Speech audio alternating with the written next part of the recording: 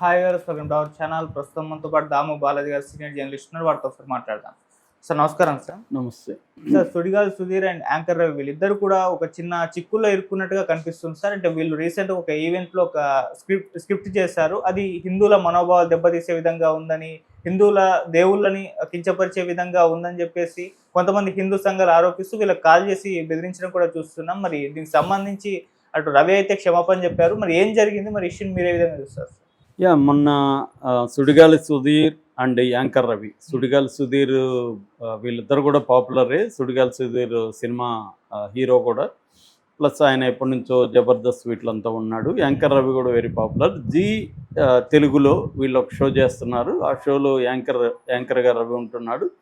ఆ షోలో గెస్ట్గా రంభ ఉంది. ఆమె ఉంది కాబట్టి ఆమెకు సంబంధించిన ఒక స్పూప్ పంపుతారు. అంటే వేరే వచ్చిన సినిమాల్లో వచ్చిన సీన్లని సరదాగా రిక్రియేట్ చేయడాన్ని స్పూపింగ్ అంటారు. అట్లాంటి ఒక స్పూపు వీళ్ళు చేశారు, ముఖ్యంగా సుధీర్ చేశాడు. అదేంటంటే చిరంజీవి సినిమాలో బావుగారు బాగున్నారని 98లో వచ్చింది. అది 98లో జయంత్ పరాంజీ డైరెక్షన్లో వచ్చింది. అప్పట్లో అది పెద్ద హిట్ కూడా, పాటలు కానీ అన్నీ కూడా పెద్ద హిట్ అయినాయి. రంభ మంచి పీక్లో కెరియర్ ఉన్న స్టేజ్ అనమాట.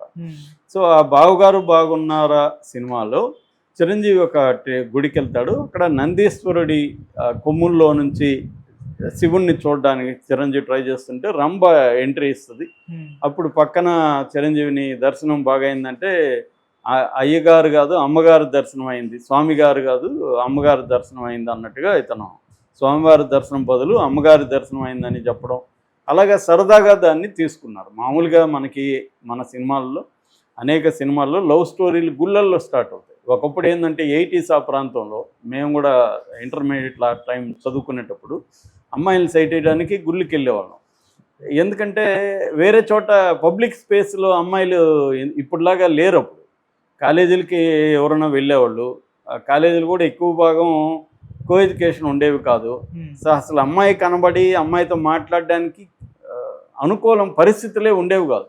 అందుకని చాలాసార్లు మీరు ఆ సినిమాలు చూస్తే అమ్మాయి వెంట అబ్బాయి వెళ్తా వస్తాడు, కాలేజీకి వెళ్ళి మళ్ళీ వస్తుంటాడు వెనక్కి. ఇంతే జరుగుతుంది. వాడు కొన్ని ఏళ్ల పాటు కూడా అమ్మాయిని టచ్ చేయడు, అమ్మాయితో మాట్లాడే పరిస్థితి కూడా ఉండేది కాదు.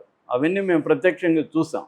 సో మేము అంటే బాడీ గార్డు వెళ్తున్నాడురా అని మేము జోకులు వేసేవాళ్ళం. ఎవరో వెళ్తుంటే అమ్మాయికి బాడీ గార్డ్ లాగా ఉండేవి. ఇవన్నీ తమిళ సినిమా, తెలుగు సినిమాల్లో అప్పట్లో విపరీతంగా వచ్చాయి. అందువల్ల పబ్లిక్ స్పేస్ అంటే ఎక్కడుంటుంది? అప్పుడు గుడికి అయితే అమ్మాయిలు మంచిగా అలంకరించుకొని వస్తారు. అబ్బాయిలు కూడా వెళ్ళడం, క్యూలల్లో నిలబడడం, అమ్మాయిలను సైట్ వేయడం, రెగ్యులర్గా వాళ్ళు ఎప్పుడెప్పుడు వస్తారు టైమింగ్స్ కనుక్కొని ఈ అబ్బాయిలు కూడా అక్కడ హాజరవ్వడం, ఇది అనేది జరిగేది. సో అందువల్ల సినిమాల్లో కూడా ఏమంటే ఎప్పుడైనా సినిమా అనేది ఏం చేస్తుంది, సమాజాన్ని ప్రతిఫలిస్తుంది. Cinema reflects the society. సొసైటీలో ఏం జరుగుతూ ఉంటే దాన్ని సినిమాలో చూపిస్తారు. అలాగా ఒకప్పుడు సినిమాలన్నీ కూడా లవ్ స్టోరీలు ఎక్కువ భాగం గుళ్ళల్లో ఉండేవి. వాళ్ళిద్దరు మీట్ అయ్యేవాళ్ళు, గుళ్ళో మాట్లాడుకునేవాళ్ళు. చాలా సినిమాల్లో మనకి వందలాది సినిమాలలో గుళ్ళల్లో లవ్ స్టోరీలు అనేవి వెరీ వెరీ కామన్. ఇక్కడ ఏమీ దేవుళ్ళని కించపరచడం ఇంకోటి వాళ్ళ ఉద్దేశం కాదు. ఒక పబ్లిక్ ప్లేస్లోకి ఒక అమ్మాయిని కలవడమో లేకపోతే అమ్మాయిని సైట్ కొట్టడమో ఇంకోటో కావాలంటే వేరే పబ్లిక్ ప్లేసులు అమ్మాయిలు రారు కాబట్టి గుళ్ళల్లోనే సాధ్యం అప్పటి పరిస్థితి కాబట్టి దాన్ని సినిమాల్లో పెట్టారు. అప్పట్లో దాని మీద ఎవరు కూడా వ్యతిరేకించలేదు కూడా. హిందూ సంఘాలు కానీ ఈ విధంగా కూడా లేవు. అప్పుడు ఇంత హిందూ సంఘాలు ఇంత ఇది లేవు. ఆర్ఎస్ఎస్ లాంటివి ఉండేవి. వాళ్ళేదో వాళ్ళ పనులు చేసుకునేవాళ్ళు. కానీ పబ్లిక్ లైఫ్లోనో సినిమాల గురించి ఆర్ఎస్ఎస్ అప్పట్లో గొడవలు అనేవి వెరీ వెరీ రేర్ అనమాట. తక్కువ ఉండేవి కాదు. సో అలాగా ఈ సినిమాలో ఆ సీన్ పెట్టారు. అది నేచురల్గానే ఉంది, చాలామందికి అది సహజంగానే ఉంది. అక్కడేమీ శివుణ్ణి కించపరచడమో నందీశ్వరుని కించపరచడమో దానికోసం తీసిన సీన్ కాదు. అది ఇంటెన్షన్ ఎప్పుడూ ఇంపార్టెంట్. మనం ఒక సీన్ని అర్థం చేసుకునేటప్పుడు దాంట్లో దేవుళ్ళని కించపరుస్తున్నారా లేదా అని చూడాల్సింది ఎప్పుడంటే ఇంటెన్షన్ చూడాలి. ఆ ఇంటెన్షన్ ఏంటి? అతనికి ఒక అమ్మాయి అక్కడ దర్శనమిచ్చింది, ఆ అమ్మాయిని అతను లవ్ చేశాడు. ఇది కదా ఫస్ట్ చూపు. దీనికి సరదాగా స్వామివారి దర్శనం కోసం పోతే అమ్మవారి దర్శనం అయింది అనేది సరదాగా డైలాగ్ పెట్టారు. అది హిట్ అయిన సినిమా. ఇప్పుడు దాన్ని వీళ్ళు స్పూప్ చేశారు. వీళ్ళేం క్రియేట్ చేయలేదు, స్క్రిప్ట్ రైటర్ని పెట్టుకోలేదు వీళ్ళు, వీళ్ళేమో సొంతగా క్రియేషన్ లేదు. ఇది కూడా ఎందుకు చేశారు, రంబు ఉంది కాబట్టి ఆమెది చిరంజీవి కాంబినేషన్లో సీన్ సరదాగా చేద్దామని వీళ్ళు చేశారు. ఇది కదా ఇంటెన్షను. వీళ్ళిద్దరి ఇంటెన్షను హిందూ మతాన్ని కించపరచాలనో దేవుళ్ళని ఎగతాళి చేయాలనో లేదు. ఇప్పుడు కొంతమంది హేతువాదులు ఉన్నారు, వాళ్ళు దేవుళ్ళని కించపరచడం, హిందూ దేవుళ్ళని ఎగతాళి చేయడమే పనిగా చేసేవాళ్ళు ఉన్నారు. వాళ్ళ మీద కోపం చూపిస్తే ఒక అర్థం ఉంది, వీళ్ళ మీద కోపం చూపించడం విచిత్రంగానే ఉంది చాలామందికి. సో అలాగా ఇప్పుడు ఏమైంది, వీళ్ళు ఇది స్కిట్ వేశారు సరదాగా, రంభా కూడా యాక్టివ్గా ఉండింది, సో సరదాగా ఉండింది, అది హిట్ అయింది. దాంతో రాష్ట్రీయ వానర సేన అధ్యక్షుడు అంటే ఎవరు, కేశవరెడ్డి, అతను ఇతనికి ఫోన్ చేశాడు, ఎవరికి, యాంకర్ రవికి ఫోన్ చేసి నువ్వు సారీ చెప్పాలన్నాడు. యాంకర్ రవి, నేనెందుకు సారీ చెప్పాలి సార్, ఆల్రెడీ వచ్చిన సినిమాల్లో నేను చేశాను, చిరంజీవిని మీరేమన్నా అన్నారా, లేదు కదా, నన్ను ఎందుకు అంటున్నారంటే అతను ఏదో ఆర్గ్యూ చేశాడు. మేబీ అతనికి ముందే ప్లాన్ ఉన్నట్టు ఉంది, ఇతన్ని ఫోన్ చేసి రికార్డ్ చేసి దీన్ని బయటికి తీసుకురావాలనే ప్లాన్ అతనికి ముందే ఉంది. సో ఆ రకంగా దాన్ని చేసి ఇతను చాలా పెడరసంగా సమాధానం చెప్పాడు, చాలా దాని పొగరుగా చెప్పాడు, అవి ఇవి అని చెప్పి దాన్ని వైరల్ చేశారు. దాంతో ఇంకా హిందూ సంఘాలంతా బొగ్గుమన్నాయి, మన దేవుళ్ళని కించపరుస్తున్నారు అది ఇది.